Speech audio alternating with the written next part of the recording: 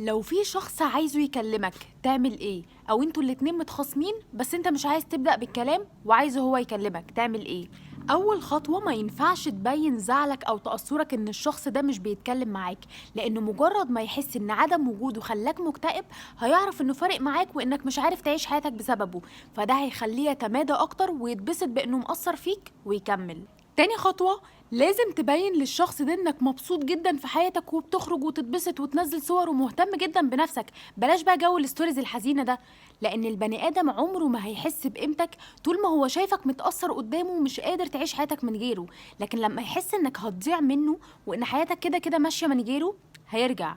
تالت خطوة، لو انت شفت الشخص ده في مكان، يا سلام بقى لو عملت نفسك مش شايفه اصلا ولا مركز معاه، هتبقى بتأكد كل اللي انت عملته اكتر ان انا فعلا مش مركز معاك ومركز في حياتي، واللي عايز يتكلم اهلا وسهلا مش شاغل بالي. رابع خطوة، لما الشخص ده يكلمك بقى ما ينفعش تبين انك كنت متضايق من غيابه وفينك كل ده ومطنشني وما بتكلمنيش ليه وعملت وتقعد تعاتبه، لان كده هيكره حياته انه يكلمك اصلا، وبعدين انت كنت لسه مبين انك مش فارق معاك وده اللي خلاه يجي يكلمك، فكده هتكون بتبوظ كل اللي انت عملته.